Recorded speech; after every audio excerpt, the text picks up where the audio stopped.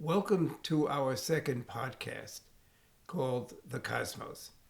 In it, Francis and I will be discussing how the cosmos itself plays a very important and central role in cosmos theology. Sure. So, Francis, here we are on our second podcast, and it's going to be on the big subject of cosmos, right? And I just wanted to say a few things to remind everybody who looks at the podcast. One, that Francis and I do not see this as we're the experts and this is really the last word. Not at all. We're exploring this ourselves with the intention, hopefully, that this podcast can be used as a tool to let a lot of the faithful in Christianity spread the good word about this whole cosmos theology and the excitement and the freshness of it all. And I just wanted to say that we're getting our information from initially from John Hort's book, The Cosmic Vision of Teilhard de Chardin. In the future, we hope to also find some exciting, for me, exciting thoughts also from Ilya Dilio, her book, The Hours of the Universe, but that's in the future. Francis, I'm a very disorganized, spontaneous person, and you told me that you outlined this chapter so well. So I'm going to have you start today, okay? Please. Okay. I pulled a fast one on Well, you. yeah, I have a sort of an outline here, but it's really more just taking notes on chapter one, Terrific. of John's wonderful book that Eddie just referred to. And I guess one of the glorious main points that John Hart makes in this whole book, but certainly here in chapter one, is that God is the future. God's world is the future. And he quotes, Moltmann in the very beginning, speaking on hope. And that what I find so interesting in this whole first chapter, right now we're in such a state in the world where there's a lot of hopelessness, where there's so much that leads us to feel we're far from real progress, especially as human beings, both in our relationship with each other and especially our relationship with creation. And there's so much to drag us down. And I was grateful in the first chapter that he mentions that the hopelessness is also in modern science, that has come to sort of like a dead end in only understanding science in a very nihilistic, materialistic way. And he mentions, which I think is very interesting, how, which I have been trying to get my head around, um, how we have dealt with this in society by mostly not believing in a cosmic future, but rather looking to the past. And within Christianity, in all its fundamentalist movements, and not just Christianity, sort of going to a pre scientific world where everything seemed black and white. There was no obvious change, and God was changeless. That was God's definition. And he writes to seek to reestablish a spirituality that assumes pre scientific, hence unnecessarily static and diminutive representations of the cosmos. So that it's obvious that this rust of theology that John is writing about here in this book is not the thinking and the atmosphere that most of us Christians, particularly us in the Catholic tradition, are breathing right now. And of course, he refers to Teilhard, who was this, for us, visionary prophet, a poet who spoke to us of this future and who helped us come into such deep insight that of evolution and how evolution is a divine, holy thing. So I would say that we're just beginning again to plumb the depths of Teilhard. I know there's the wonderful American Teilhard Association, and I would want our readers and our viewers to go to that website and to be aware of that marvelous group that have been pursuing Teilhard's beautiful thought. But for most Christians and for certainly most Catholics, um, I'm not exactly sure why. I have some hint that we in the church pretty much were not comfortable with the Vatican Council II's thrust. And I'm not sure John Paul II was that comfortable with it. And I certainly don't think Benedict was. And it's only with Francis that we're trying to now, once again, recapture the thrust of the Vatican Council, which was so visionary for us at the time. And Teilhard was one of those great thinkers behind the Vatican Council. And now again, we're trying to rediscover the power of his thought. Does that make any sense? Oh, it's perfect, Francis. It really sums things up very, very well. Um, I would like to bring us um, to just the cosmos for a second. And I think John Hort says this, that it is the greatest story ever told. You know, forget about what we're getting into here, the connection of our Christianity with the cosmos. It's just looking at the cosmos. It is such a magnificent thing that we are all part of and born of. You know, when I say part of, the first time that ever happened to me, just to get a little personal, I was standing with a friend of mine who was a very deep thinker, and I was looking up at my favorite mountain in the Catskills. This is when I was in college. And I said to him, I said, "Oh, how beautiful that mountain is." And he looked at me and he said, "Eddie, you are that mountain. You and that mountain are the same thing. There's no two separate things there. You're all connected." And that was the first time that I had ever heard that, and it just came to me.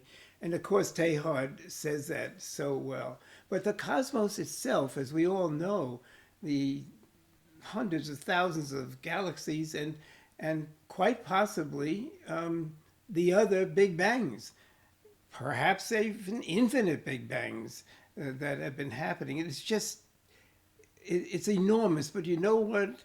I'm really doing a little bit of free association, is the old word. Um, it occurred to me yesterday during church that big as the cosmos is, what is really very singular and very small, because it's a one-to-one, is the divine love. The divine love is something that each of us possess and have. It isn't big, it's big, but it's a one-to-one thing. It's not 5 million miles. Anyway, I'm digressing all over the place here. Um, No, that's okay. But don't you love where in that very first chapter, John Hart says love is what holds all things together. And love is what brings about this deeper consistence and richer coherence of the cosmos. He says that love flourishes best with hope, in hope. And it's because the cosmos is oriented towards always more development, More connection, more right? unfolding, greater expansion. greater coherence, that's all gives meaning to us to understand how love is always that which is Connecting, like right? the energy. Yeah. Yes, the You know, energy. I had a Can we dis. fully love the universe, he says, unless we place it in the dawn of an expected new day? Yeah. Isn't that beautiful? Can we Beautiful. really love the universe unless we place it in the dawn of an expected new day? Beautiful. Beautiful. And can we love if there's no future? But How do you really even have a relationship of real love if you don't have a future? that's so true. But let me just challenge you about something. I was in a discussion in a study group 2 weeks ago, and one of the people in it who was very, very together, I said what you just said and what Teilhard said, that love is the force that is propelling to the future the cosmos. And he said, well, he said, that's just a metaphor. And I don't think, what do you think? I don't think Teilhard meant that to be a metaphor. I think he meant Mm. that love, real love, is the force, not a metaphor. What do you think about that? Is it a metaphor? Is it real? Oh, absolutely. He didn't mean it as a metaphor at all. Not at all. He says evolution teaches God makes all things make themselves, that this is a self creative world. So that to me speaks volumes about the cosmos, right? He talks about how science shows that with the evolution, first there was divergence and then convergence, and out of the convergence comes emergence.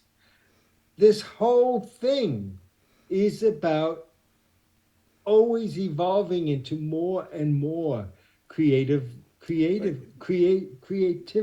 but you I'm know, not saying that right. in another book by John Hort, which tends to be a very more philosophical thinking book than this book. This is a overview. That's why we chose it.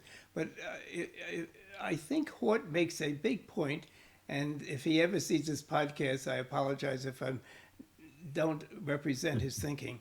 But I think he makes a big point that it isn't, the cosmos isn't asking God from up above to constantly create miracles to keep it going. As you just said, Teilhard said, the the cosmos has within itself, as built by, as created by God, it can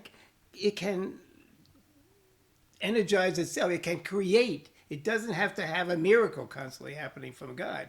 It has built into it love, yes, but also the ability to change, to create. And I also was in a discussion. I'd like to see you how you handle this one. If the cosmos can heal itself, then how come it's asking? I think I know how I would answer this, but I'm going to ask you to answer it. How is it that the cosmos isn't healing climate change by itself? Well, I'm not sure it isn't, but also I'm not sure. When we talk about all of this, we have to think in terms of the millions of years of evolution. So the cosmos isn't going to heal itself perhaps within our lifetime. It might take another million years to heal itself from what the damage we've done. Because We're not going to see yeah, that yeah, cosmos do it unless we cooperate with the cosmos and start changing our yeah. lifestyle and start holding the cosmos sacred. The way I would Yeah. answer that too, in addition to what you just said, is we have reached a point where we are part. I said cosmos. I really meant planet Earth, where we have gained consciousness and now have the responsibility. We are the Earth, in a sense. Like I was that mountain. We are the Earth. So we are in taking climate things to stop climate change. We are the Earth doing it, in some sense. We're not Mhm. separate from the Earth. We've reached consciousness, so we now have the responsibility as part of Earth, as part of Gaia. So perhaps that's it. That the earth through us is healing itself.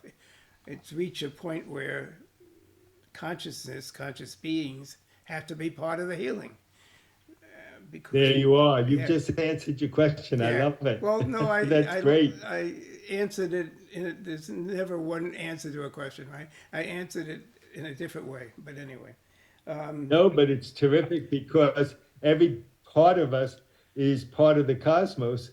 We're our composition of our very being, but not just materially, but our whole person is the result of this incredible evolution, so that it is the cosmos can heal itself, perhaps at least let's begin that healing process through us. Yeah, And in that sense, the cosmos will heal itself. yeah, yeah, yeah, yeah. Because we become part of the healing. Um, I love that. I love that. I just have to That's a new re-emphasize. way for me to look at it, and I love that. I have to re-emphasize what you and I have been saying because I think that's the excitement of this new theology. And I think it is a new theology. Do you agree it is a new theology? I think that's what you were saying at the beginning, right? That this is not the old theology. But because it Well, takes we us. have to admit, and I don't think the church is there yet, that Thomas Aquinas, who's been our main sort of, at least one of our main pillars of theology, and you know, studying the Summa was essential to all of us in our theological formation, um, is pre-scientific, and it's as if to deny that science, either we're going to continue on with this incredible divorce between theology and science, or we're going to recognize that science keeps inviting us into a whole new understanding of God, the universe, our relationship with everyone and everything.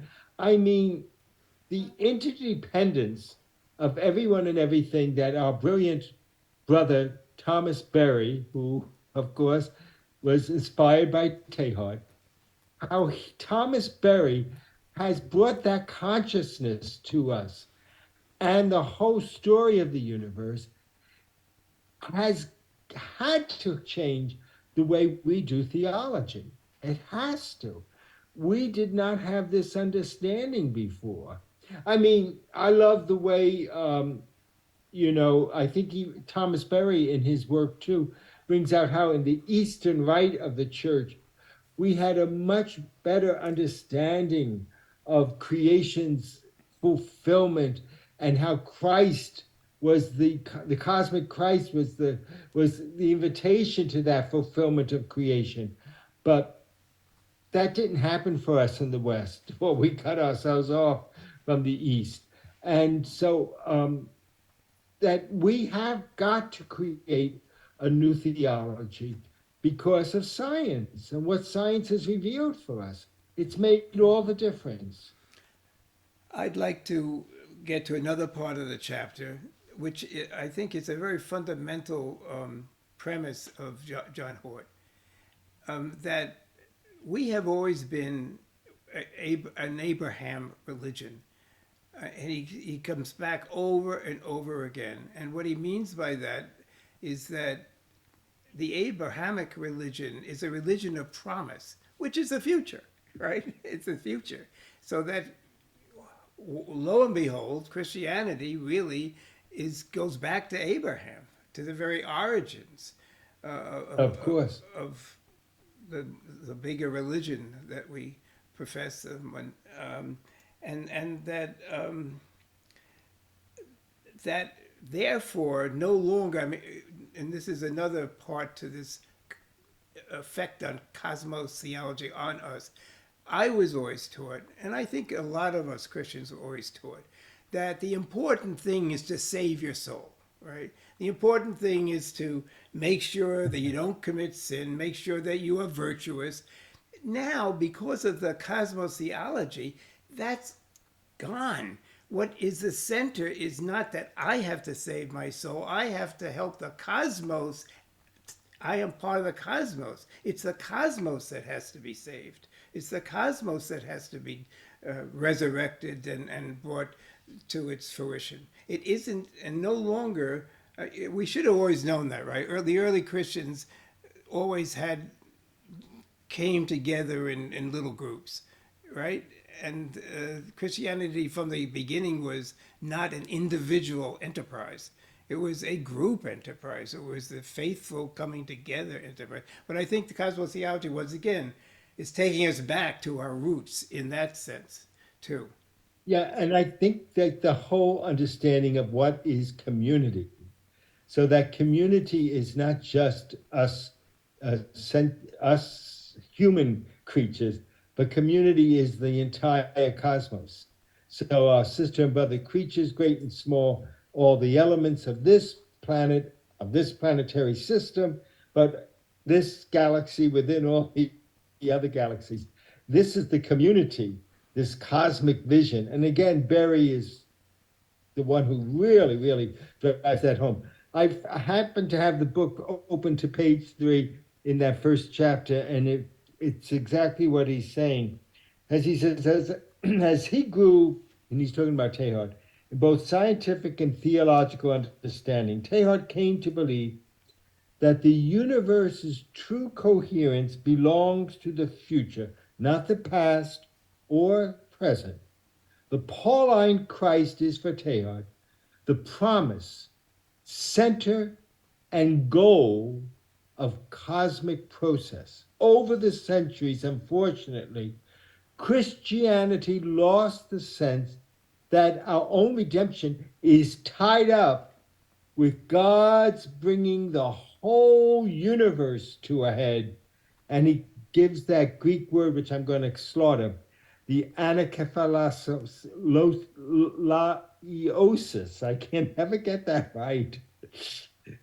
And later, Irenaeus quotes the same in addressing Christ. Teilhard, more than any other recent Christian thinker, has brought back the ancient biblical and patristic sense that the whole universe is to be redeemed and renewed. That's exactly what you just said, Eddie. Yeah. That's And he exactly also quotes Karl the point. Rahner as saying that God, the name of God is absolute future.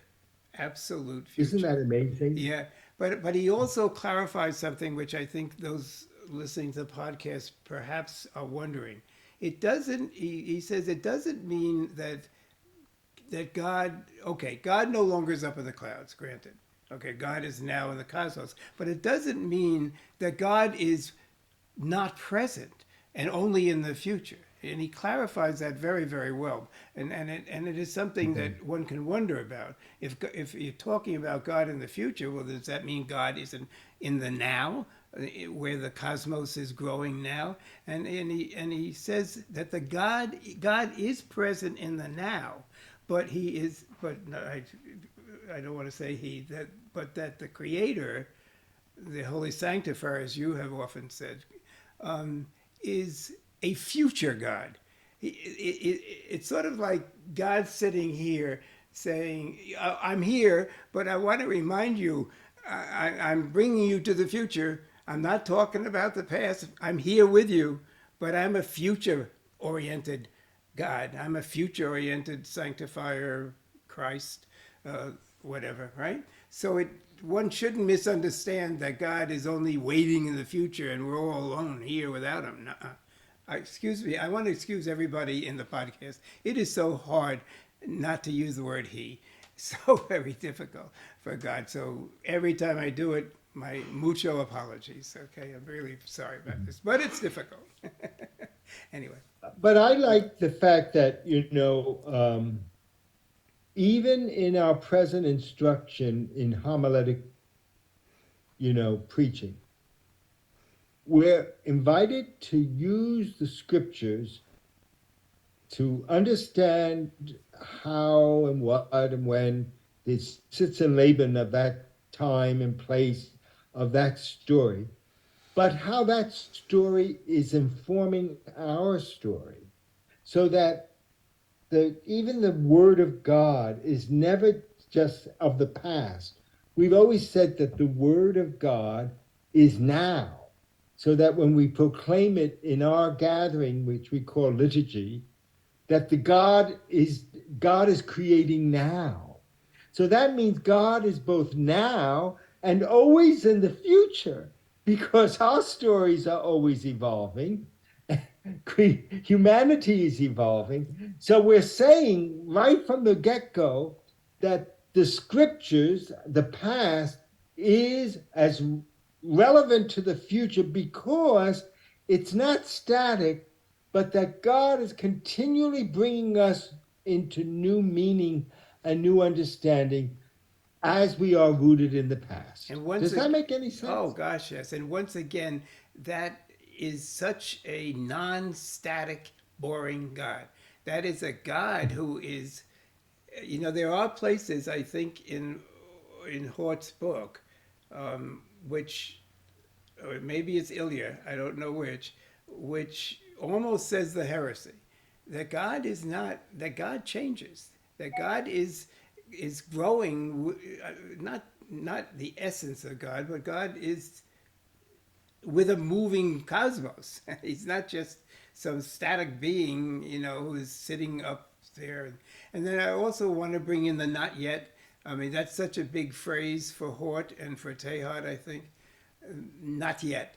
That things are not finished. The cosmos is not finished. This Big Bang is what, 13.8 whatever billion years.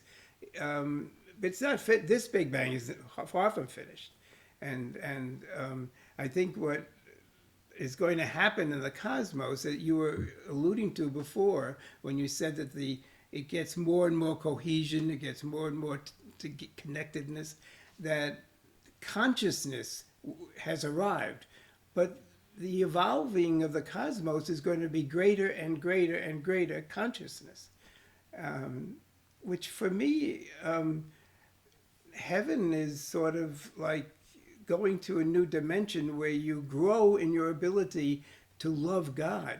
You grow in your consciousness, to know God and to, well, not know God, but to be close to God. Well, Anyway, I just to wonder in know the God. future. In the future, you were saying last podcast about the artificial intelligence, which everybody is talking about, and which you and I feel like anything could be dangerous, but it's here, and it's not going away. Even though Elon Musk wants it to go stop for a few months, but it's continuing to contribute to our consciousness. That brings me to another thing in this chapter, that the biosphere and the noosphere. Do you want to say anything about that? Or, No, I want to hear what you have to say. I'm trying to wrap my head around the noosphere, which is what he's saying is that the intellectual is what's really yeah, wrapping itself around us. yeah. Well, So, that's the excitement I think that we are living in, and Teilhard really wasn't living in. He said that the biosphere is when you reach life. I think, sort of simplistically. Noosphere for him right. is when thought envelops the planet. We are living Mhm. through that. When the internet appeared, and now I'm told, if I got this correctly, that artificial intelligence, the chat one, took several months to understand all knowledge. It's got it.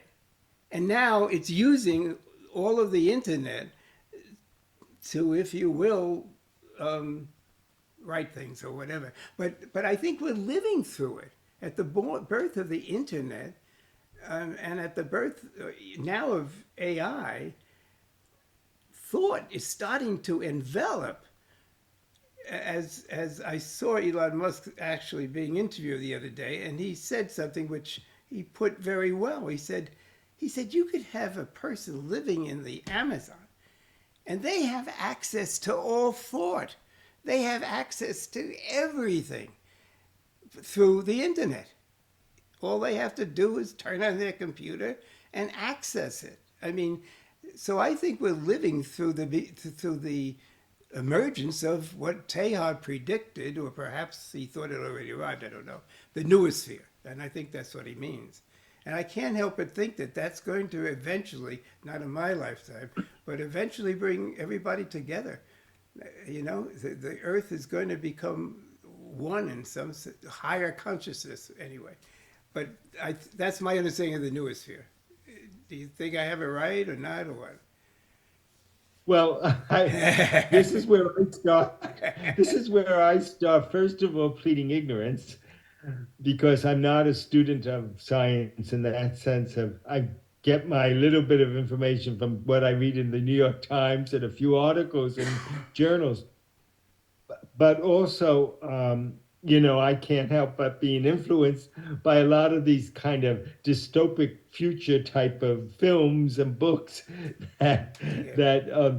take what's happening and show us how it can be used to such deleterious ways by trying to control people and dominate the world with this whole new intelligence that's happening. So I don't know. I'm praying, hoping that. But what we have seen though is that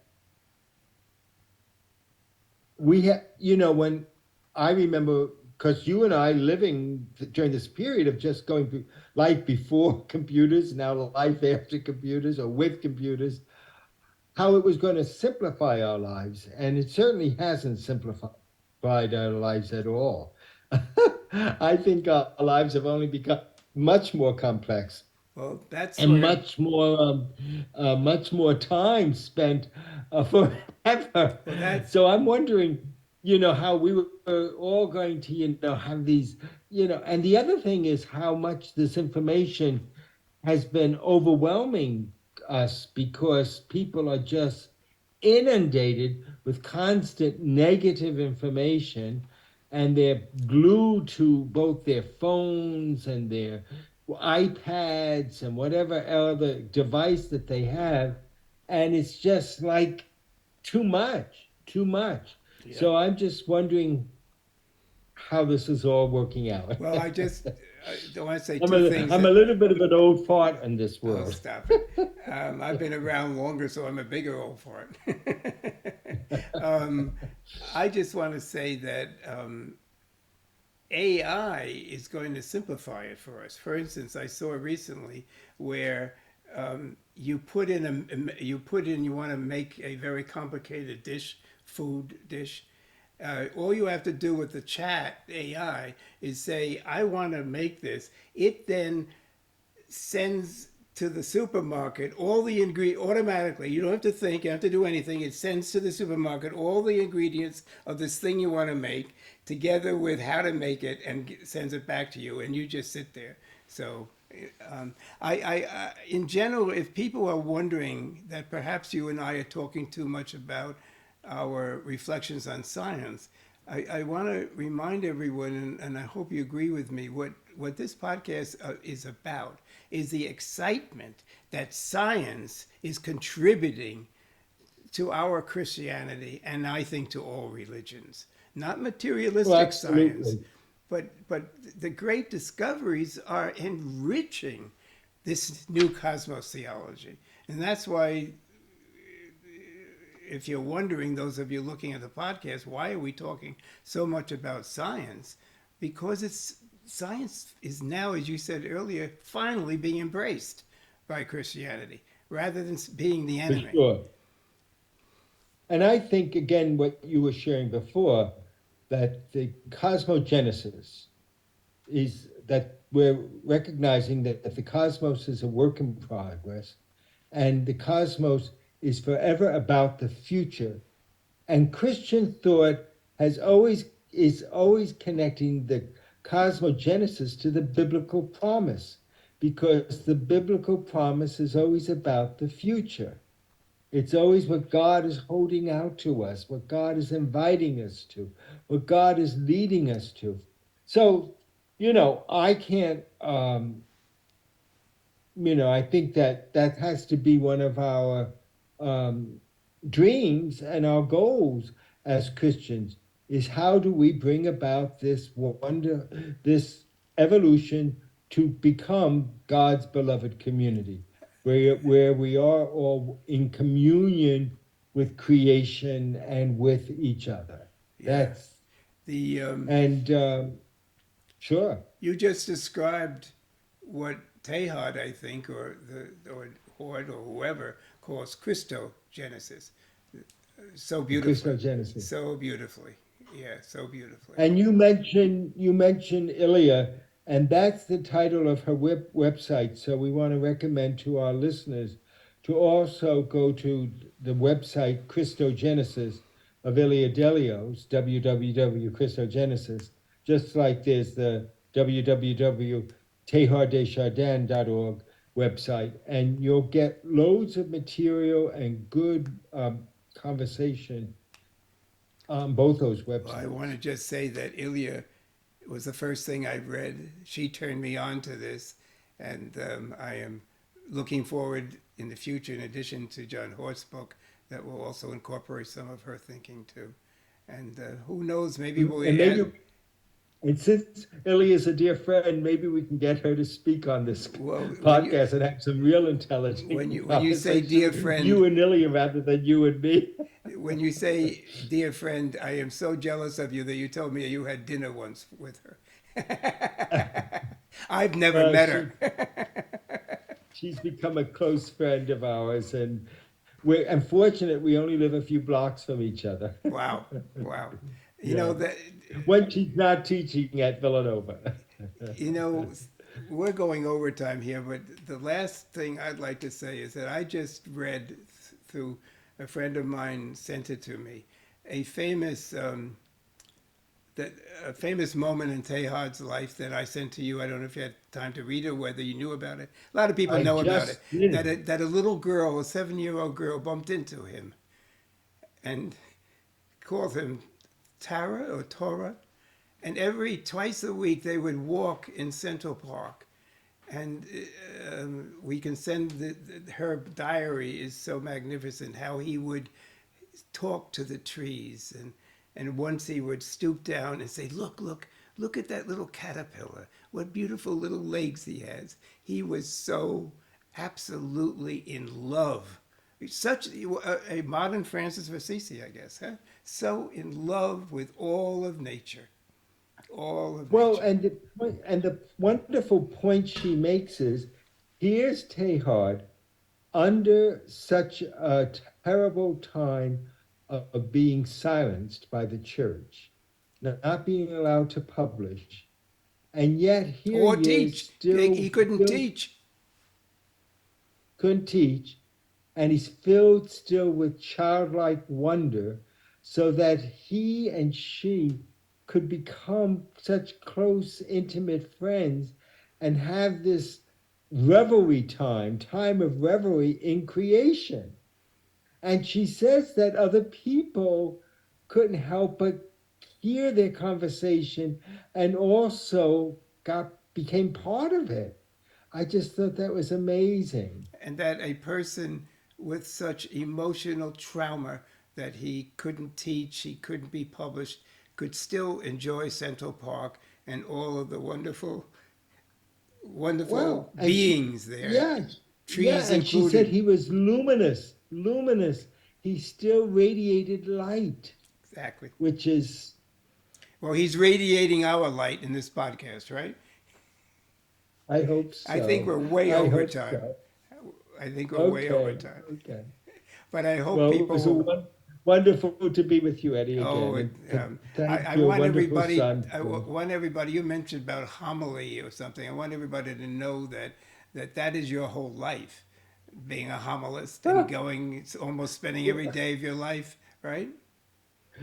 yeah, but now that you're telling me about this artificial intelligence who can get the recipe and order it, I'm just going to put in, to the artificial intelligence, write me a homily on the Good Shepherd. Write me a Well, homily listen, on I asked it. hope. I think I may have told you I asked it. I went online a couple months ago and I asked it to write an essay on the coexistence of science, a history of science and Christianity. And as I sat there, I watched it write 3-page essay that blew my mind in front of me. There you are. Well, we just need to get the AI here on the podcast. Okay, all right. Thank you very much. Thank you, Freddie. So wonderful being Thank with you you. to your son Michael again too for all his Our support. producer director. I think he fell asleep soon. Exactly. Okay, bye. See you at the God third bless podcast. everyone. Thank you. Bye. Bye-bye. Bye now.